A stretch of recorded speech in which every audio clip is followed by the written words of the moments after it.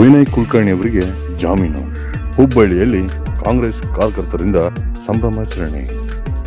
ಹುಬ್ಬಳ್ಳಿ ಶಾಸಕ ಹಾಗೂ ಮಾಜಿ ಸಚಿವರಾದ ವಿನಯ್ ಕುಲಕರ್ಣಿ ಅವರಿಗೆ ನ್ಯಾಯಾಲಯದಿಂದ ಜಾಮೀನು ಮಂಜೂರಾದ ಹಿನ್ನೆಲೆಯಲ್ಲಿ ಹುಬ್ಬಳ್ಳಿಯಲ್ಲಿ ಕಾಂಗ್ರೆಸ್ ಕಾರ್ಯಕರ್ತರು ಹಾಗೂ ಬೆಂಬಲಿಗರು ಸಂಭ್ರಮಾಚರಣೆ ನಡೆಸಿದರು.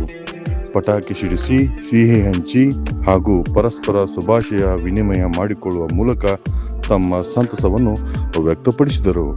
ಒಟ್ಟಾರೆಯಾಗಿ ವಿನಯ್ ಕುಲಕರ್ಣಿಯವರ ಈ ಒಂದು ಸಂದರ್ಭ ಅವರ ರಾಜಕೀಯ ತಿರುವು ತಂದುಕೊಟ್ಟಿದೆ, ಮರುಜನ್ಮ ನೀಡಿದೆ ಅಂತ ಹೇಳಬಹುದು. ಅದರಲ್ಲಿ ಅನ್ನ ಸಂತರ್ಪಣೆ ಕಾರ್ಯಕ್ರಮ ಹಾಕೊಂಡಿದ್ದೇವೆ. ಯಾಕಪ್ಪ ಅಂದ್ರೆ ಮಾನ್ಯ ಶ್ರೀ ವಿನಯ್ ಕುಲಕರ್ಣಿ ಅವರು ಬಡವರ ಪರ ಇರುವಂಥ ನಾಯಕರು.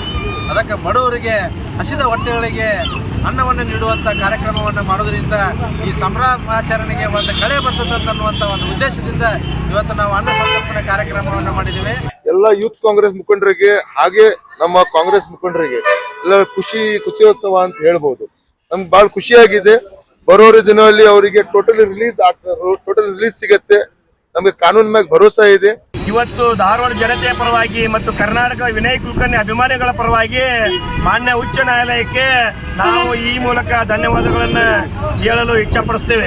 ನಮ್ಮ ಜನಪ್ರಿಯ ಶಾಸಕರು, ಸನ್ಮಾನ್ಯ ಮಾಜಿ ಸಚಿವರಾಗಿರ್ತಕ್ಕಂತ ಸನ್ಮಾನ್ಯ ವಿನಯ್ ಕುಲಕರ್ಣಿ ಸಾಹೇಬರಿಗೆ ಇವತ್ತು ಏನು ನ್ಯಾಯವನ್ನು ಸಿಕ್ಕಿದೆ.